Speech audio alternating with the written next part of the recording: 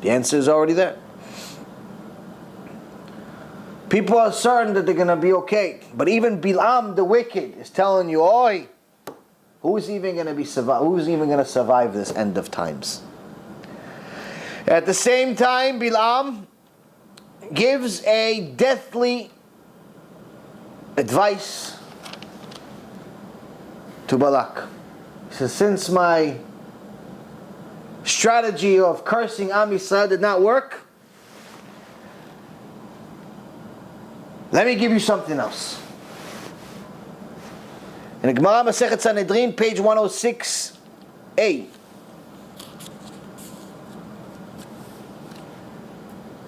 it says that Bilam, they describe this entire event in a dialogue between Bilam and Balak. And Bilam gives the deathly advice that nearly destroyed our nation by saying to Balak, you don't need me to curse them. If you want to destroy them, you don't even need weapons. What do you need? Znut. Immodesty. Why? Because the God of these people hates immodesty.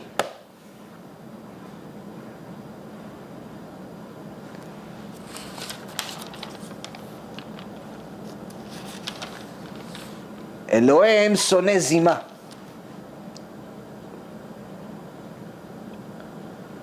Chapter 25, verse 1. וישב ישראל בשיטים ויחל העם לזנות אל בנות מואב ותקראנה לעם לזבחי אלוהן ויאכל העם וישתחוו לאלוהן ויצמד ישראל לבעל פאור ויחר אף אדוני בישראל. Israel settled in the Shittim, and the people began to commit harlotry with the daughters of Moab, the nation of Balak. Both his nation of Moab and his neighboring nation Midian sent their girls with mini skirts and tank tops to the camp of Israel. You think I'm joking? Balak is 3 letters in the Hebrew alphabet. Bet, Lamed, Kuf. Stands for Bnot, Lechu, Katzal. Girls, go with shorts. Bilam, Bet, Lamed, Ain, Mem. Stands for Banot, Lechu, Imini. Girls, go with mini skirts. You think it's a coincidence? Did he know what about those mini skirts back when they wrote the Torah? What do you think? Harlotry and prostitution was created now? They didn't have mini skirts. Everyone was modest, even the Goyim. Not here. Specifically, he's telling you there's znut. Znut specifically means immodesty, specifically means promiscuity. They're going chasing men. Why? To get them to sin. So the men thinking, oh wow, they're so nice, maybe they want peace. Maybe the Goyot want peace, the non-Jews want peace.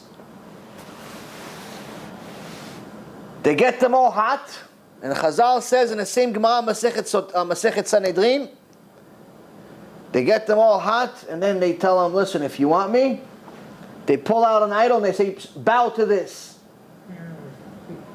Bow to this idol.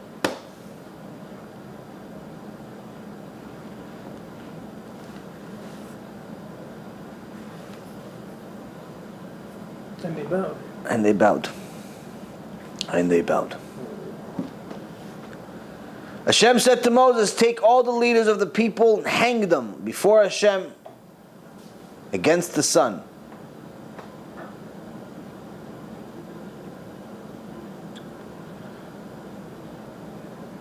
Hashem gives instructions to go hang people. Chazal says that on one end, one of the Pirushim says that when he says take all the leaders of the people, meaning arrange witnesses, arrange the leaders of Am Yisrael to witness these people sinning and hang them on the spot. Because you need witnesses. You can't just say, listen, this guy sinned 3 weeks ago. But I Chidush, where technically the way it's written, it actually doesn't say that. It's one sentence. It actually says, Vayomer Adonai el Moshe kach et kol rashe ha'am ve'oka otam. It actually says, take all the leaders of the people and hang them. Hang the leaders. This is the third time in 4 weeks Hashem is telling us to kill the leaders. Or He kills them Himself. Why? We have a serious mitzvah we refuse to follow. Just like you're not allowed to eat pig, it's mitzvah. You have to lay tefillin, mitzvah.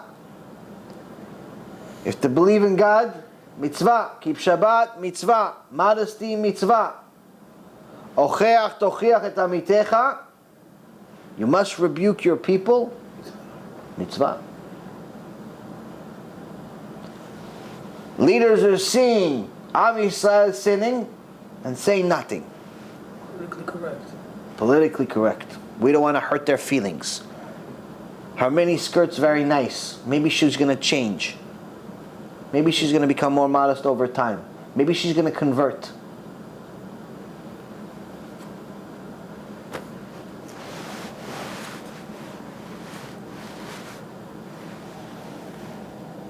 The Maharal from Prague wrote in his book, Gvurot HaShem. Maharal from Prague, just so you know, it's a famous story. Some people believe it's a myth, but the people of that town have a museum based on the story. Maharal from Prague created a golem. Created a being from nothing, from clay.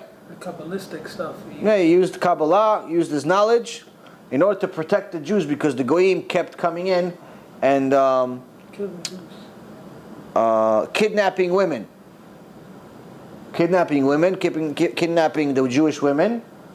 So the Maharal created a golem, which from there I think the story of Frankenstein comes, to protect. And then as soon as there was no more reason for it, he told them to stop operating. But anyway, whether the story is true or it's a myth is irrelevant. The point being is that they don't tell stories about you or me, that we created golems.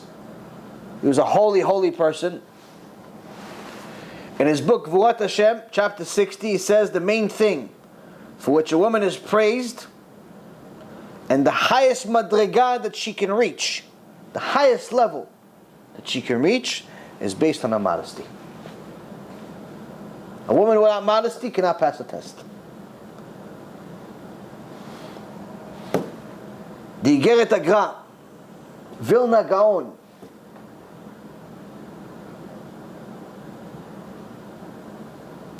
wrote a letter to his mother. He says, my beloved mother, I know that you don't need my musar.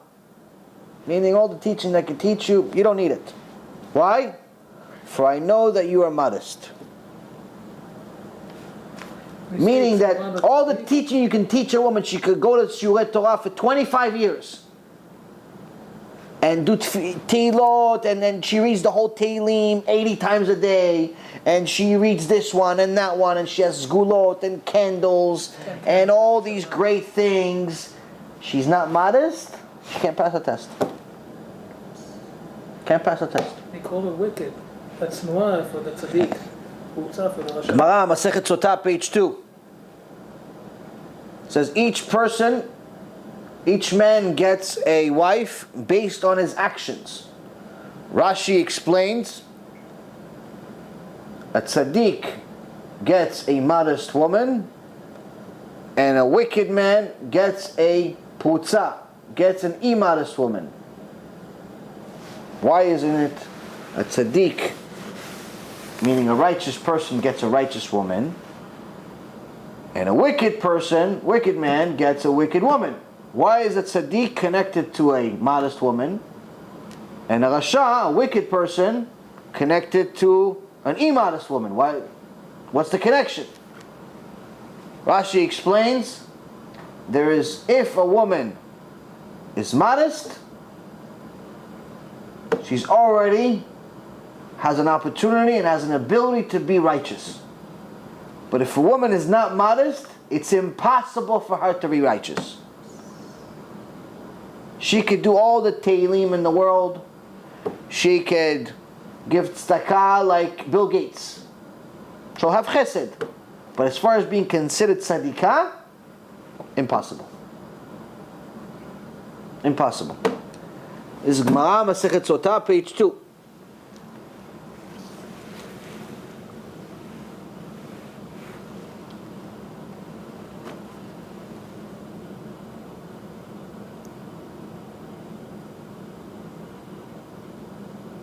The whole Gemara, Masechet Sotah, is based on the laws of Kisui Rosh, really. And it's based on the laws of Shlom Bait. And it's based on honesty and a lot of different things that you learn. But all of that comes from the Torah Parashat Naso. In Parashat Naso, there's a section that they call Parashat Sotah. And it's, a Sotah is a wayward woman. Meaning a woman that's suspected of cheating on her husband, HaShem Erachem.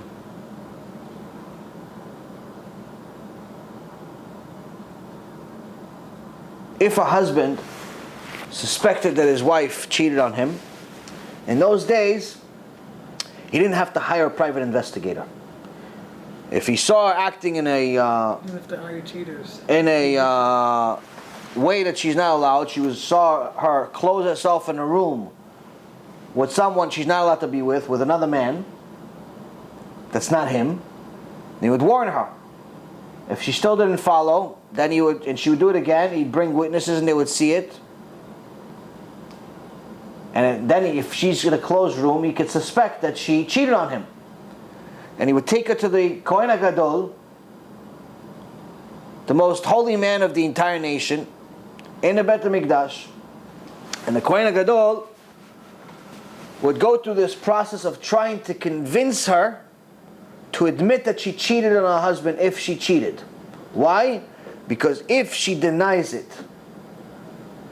then she'll have to drink the bitter water.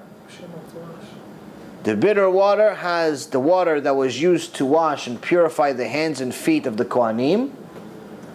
And also, the Kohanim would write the real name of HaShem, the Shem HaMeforash, as Tzaddik said. And they would actually put it would be on a scroll, and they would put this inside the water, so the ink would actually be erased, the name of Hashem would be erased, and the ink would be mixed up with the water. And this is actually showing us that, obviously it's a sin to erase Hashem's name, but Hashem made this mitzvah.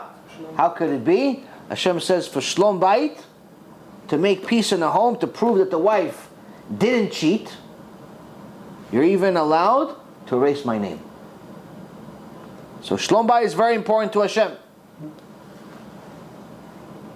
And anyone that wants to learn more about this mitzvah should watch the shiur we did about Parashat Naso this year and last year. But anyway, if she drinks the water and she lied this whole time,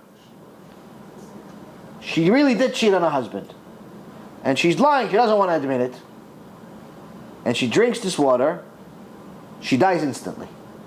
Her stomach blows up. It's a very, very disturbing death.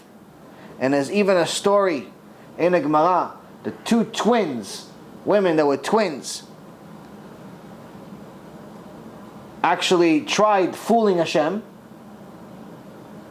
What they did, one of them actually did cheat. But she said to the test, you go. The sister that didn't cheat, didn't do anything. You go and they'll think it's me. And that way at least I'm not going to die. But if I tell him that I did cheat, then my husband's going to kill me anyway. If I don't tell him and I drink this water, I'm going to die. So either way I lose. So why don't you go for me? Should have thought better before she cheated. She sends her sister. The sister drinks the water. Sees nothing happening. She comes home. She sees that her sister blew up. It's not the water that kills. The Queen has to check her here too. It's the sin that kills. It's God that kills. The same story has a similar story in the Gemara. I believe it's Rabbi Hanina ben Tardion. There was one time a snake in town, and everybody was scared of the snake. It was killing people left and right. Very vicious snake killing people. They tell the rabbi, what should we do about the snake? The rabbi gets up, looks for the snake, finds the snake, takes his foot, and smashes the snake. The snake is biting him in the leg as he's smashing him, and the rabbi doesn't feel anything. He's just smashing his head until he kills him. But the snake during this time has bitten the rabbi several times. But the rabbi walks around, nothing happened. People ask, Kvod Harav, snake bit you. How are you not dead? He says, oh, the snake doesn't kill. Sin kills. Meaning, if HaShem is happy with you, nothing can touch you. If HaShem is unhappy with you, everything touches you. Whether it's a snake, or it's a fly, or it's just a cookie, everything touches you. So now, the Kohen would try to convince this woman to admit. He knows it's a hard thing to admit. She tries to tire her out, speak to her, intimidate her, intimidate her. But then the last step is to embarrass her. How to embarrass her? By pulling off the scarf from her hair. There's no wigs. There's no wigs in the Bet HaMikdash. No wigs. There's no, organization that said, no, wigs are good. We're even selling them. We're having a fair twice a year where you could sell the wigs in the Bet Knesset. There was no such thing in the Bet HaMikdash. No $5,000 wigs. No $500,000 wigs. There's nothing. There's no wigs. Why? It was kisui rosh, hat, or scarf. And a Kohen Gadol would take this woman that's being suspected of being a zonah, being a harlot, being promiscuous, sleeping with someone that's not our husband, and he would embarrass her and take off her kisui rosh. And if she still didn't admit, she would drink the water. And some couldn't admit and would die. But why am I telling you this story? I've told this story many, many times about what happens to the sotah. Do they still kill them? If they admit, no. If they admit, they just divorce the husband. They're not allowed to be with the husband anymore. They're also not allowed to be with the person that they cheated on the husband with. Meaning they have to lose in both ways. But either way, they live. The husband is not allowed to kill them. But I've told this story many times. It's in Parashat Naso. It's in Masechet Sotah. There's no chidush here. What's the chidush? It may be that I heard this from Rav Nisim Yagin. Or maybe that I read it somewhere. I don't remember the source. But it wasn't original.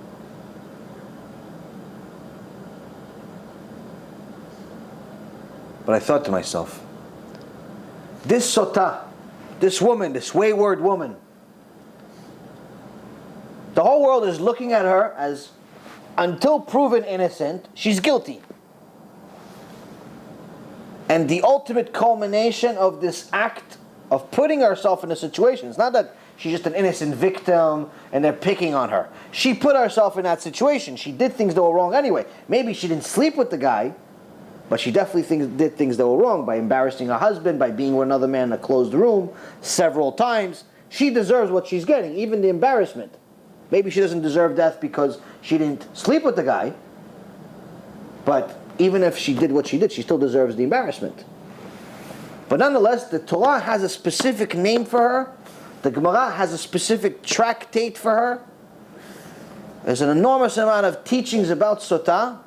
It's mentioned in several Gemarot. She's not viewed in a positive light. Let's say that. And the culmination of this negative event is taking off her kisui rosh to embarrass her. So think about this. Instead of looking like Sarah Imenu, instead of looking like Hannah, instead of looking like Ruth, instead of looking like Bathsheba, what do women today want to do? They want to look like the Sotah. Either because they don't want to cover their hair, or they want to wear a wig so it doesn't look like they're covering their hair. That's how far we are from Hashem. And when you think about that, if it doesn't bother your heart a little bit, you should question your Judaism.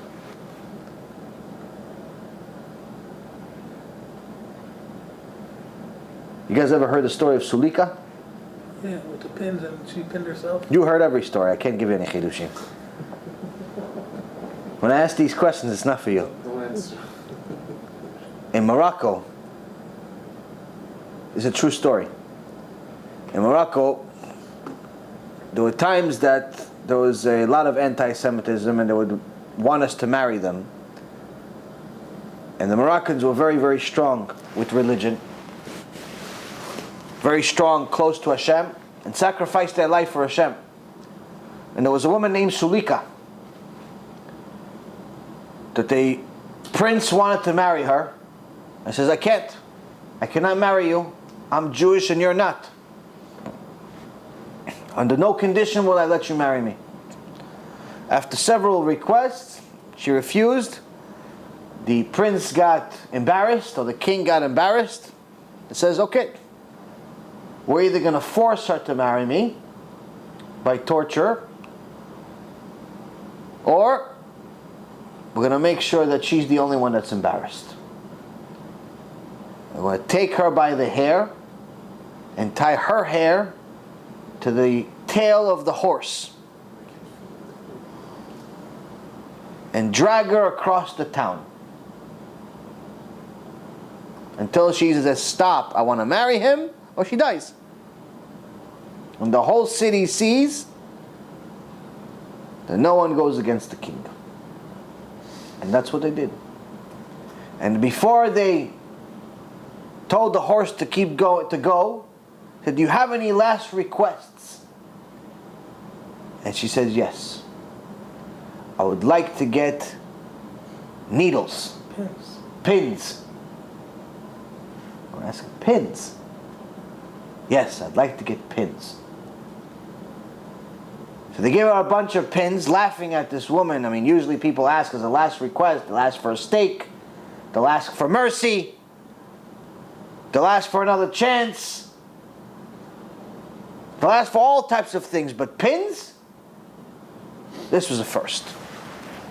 And Sulika the Tzadikah takes the pins and takes her dress and she puts the pins through the dress and through her skin to make sure that it doesn't ever show her immodesty. Doesn't show any part of her body while she's being dragged by a horse. people are seeing this crazy woman, according to them crazy, according to us, one of the biggest tzadikot that ever lived. Blood everywhere. All she cares about is that no one sees her knees. She wants to make sure that the dress is covering every part of her body, and definitely her knees, regardless of the fact that she really is a nusa. She doesn't have to do that. But the modesty is already part of her. Why? Because modesty for a woman is the key to connection with HaShem. Key. Modesty in prayer. And so they do it. And they go. And they drag Sulika. And after a few moments she screams, "Stop!" So everyone thinks, oh, okay. She came back to her senses. She doesn't want to be continued dragging and blood everywhere. So they stop the horse. They say, okay, you ready to marry the king? He says, no, absolutely not. Chas v'shalom. So why'd you say stop? I had to fix the pins and put them even deeper. And they dragged her until she died. The Rashash,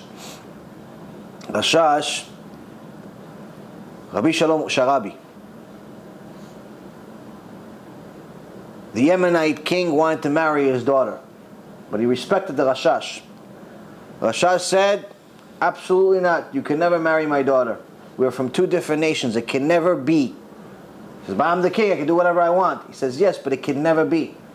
But I'm the king, but I can do whatever I want. He says, yes, but the Creator will never let it happen. And the king says, let me show you. And they forced this poor daughter of Rashash to get dressed and get ready to marry the Gentile king. And as soon as she walked into the hall, the first step into the hall, she fell down and died. True story. It wasn't her fault though. No. And the Rashash comes to the king and he says, I told you, God will never let it happen.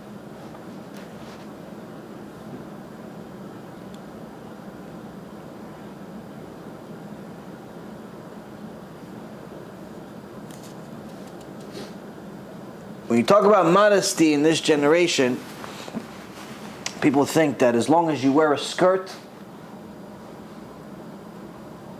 and you cover your elbows, you're considered modest. Well, there's a letter from the Rav Kanievsky that I read, and it's publicly available for anyone that wants it.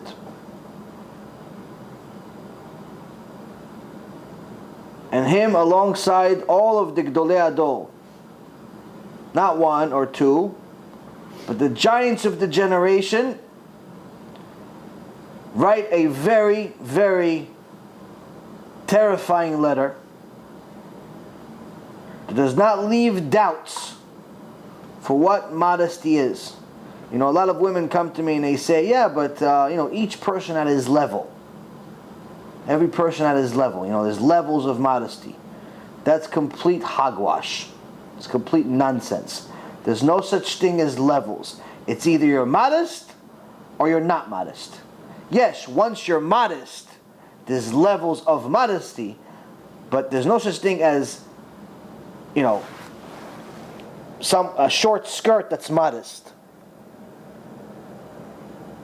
There's modest or not modest, and then you can become even more modest than the standard modest.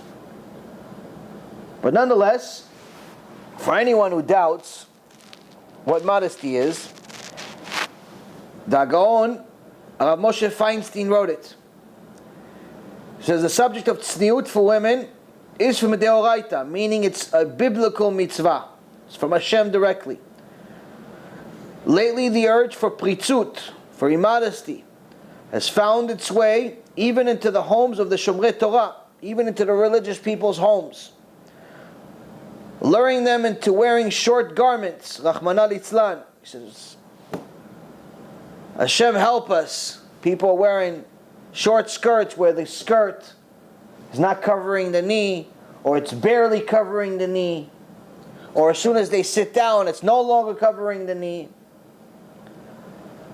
And this is what he continues in his letter. I have come to publicly proclaim that this is one of the most serious averot in the Torah. He's not calling it chet. He's calling it avera. There's a difference. A chet is not intentional, shogeg, accidental. He's calling this avera. Avera means it's intentional sin.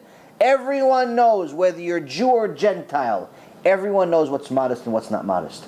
No one can go to Shamayim and say, no, I didn't know what modesty is. I thought that if I wear my tank top that I got from Polo and my shorts that I got from Donna Karen, I thought that would be modest. No woman that shows her skin thinks she's modest. She could be the stupidest woman on earth. She still knows what modesty is. That's why Rabbi Moshe Feinstein, Gdol Ador, is saying it's avera, it's an intentional sin. Why? Because you know. You know what modesty is and you're choosing not to be modest.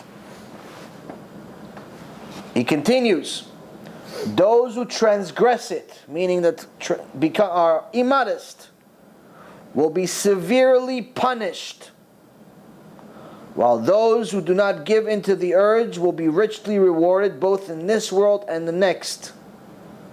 It is an obligation of the Bat Yisrael to wear kosher clothes, which do not allow even the most minimal part of her knee to show.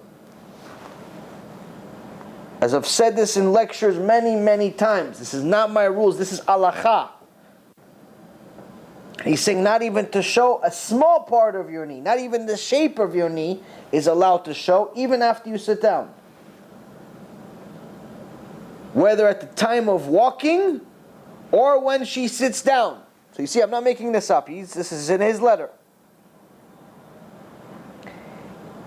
Even here, this is the part that was a chidush. This is what he writes. Even if she wears thick hosiery, it is still forbidden, because it is an immense plitzut to show the shape of the knee, even when no flesh can be seen. All the more so when sheer hosiery is worn, through which the flesh can be seen, and the covering is therefore reckoned as non-existent. Meaning that even those religious women in Brooklyn who call themselves religious, but they wear the short skirt, but they feel that it's okay because they're wearing the thick stockings, black stockings. Yeah, I see that a lot. According to Rabbi Moshe Feinstein, which everyone accepts him, Ashkenazi, Sephardic, everyone knows who he is. This is one of Gdolei Ador. Says it's not allowed. Complete pritzut, he calls it. It is the duty of each and every man to supervise the members of his family regarding the halacha against wearing short garments. They will then fulfill the verse of Vehi Mechanecha Kadosh, meaning may your home be holy, and will be worthy of having upright and blessed children who engage in the study of Torah and the fulfillment of mitzvot. We turn to the heads of the educational institutions for girls and request of them to be strong in this difficult struggle and not to allow pupils to wear short garments. In the merit of tzniut and kedushat Israel, may we soon merit the redemption. And this is the biggest sages of our generation all signed this. The Gdolei Poskim, saying dresses and skirts must be at least 4 inches, which is 10 centimeters, below the lowest point of the kneecap, to guarantee that the knees will be covered at all times. Sometimes even more is required, according to a Rabbi Gaon Shlomo Zalman, one of Gdolei Ador, Zalman Auerbach. The rest of this was signed by him, signed by a Gaon Arav, Yosef Shalom Ilyashiv, Zatzal, Rav Shmuel Levi Wazner,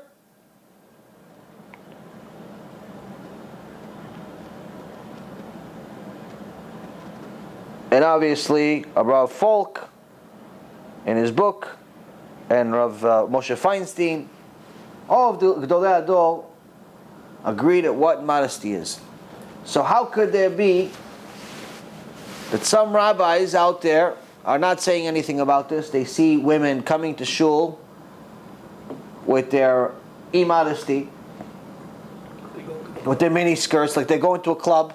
You know, on Yom Kippur, the people that come to the Knesset once a year, they don't come to the Knesset ready to pray. They come to the Knesset ready to show off. Show off the new watch, show off the plastic surgery, show off the money, show off. Why doesn't anybody say anything? Because we're all more scared of people than we are of HaShem.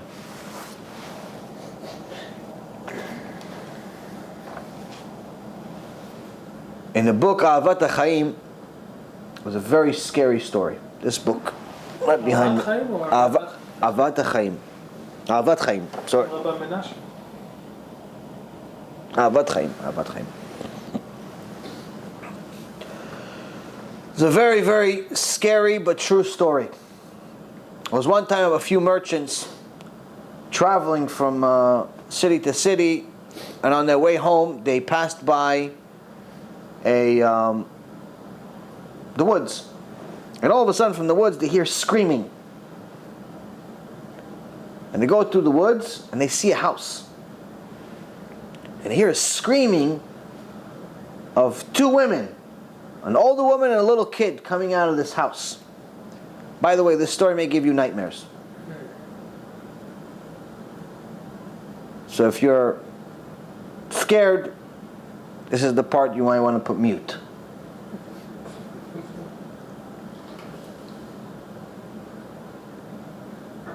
It's a true story. So the merchants go and look into the house, and they see something unnatural. They see an older woman, who apparently is the mother, next to her young little girl. Maybe 6, 7, 8 years old. And the mom, and they're both next to a bathtub, but the bathtub has boiling hot water where you see the bubbles and the smoke coming out of it.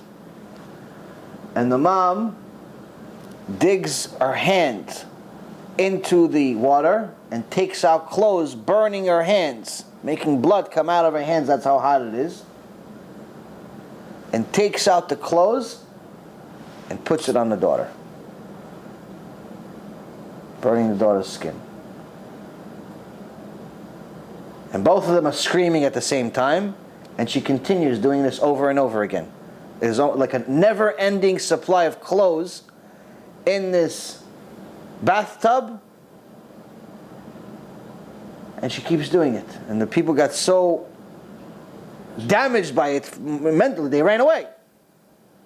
They went to their Rav, they ran away back to their city, which was close by, and they went to their Rav, which was a big Mekubal, a real Mekubal, not like today's people that call themselves Mekubalim. And Rav says, "What, you just left her there? Let's go get it. Let's go save this kid." They go. There's no house, there's no kid, there's no mom, there's nothing. It's gone. Matter of hours later, it's all gone. There's nothing. There's no sign it ever existed. There's no more than one person. There's a handful of people that saw this. So the rabbi made a special prayer, asking for HaShem for an answer. Went to sleep, and he got the answer in his in a dream. And one of the sages that came to his dream says, yes, those merchant received the schut to see what happens in Shamayim as a punishment to a mother who does not dress her daughter modestly. This is what she has to do in Gehinnom.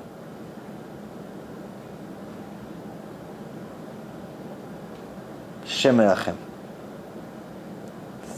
Not my stories. Book published, very, very famous book, Ahavat Chaim. Yeah. So now, we know what modesty is. We know what we need to do.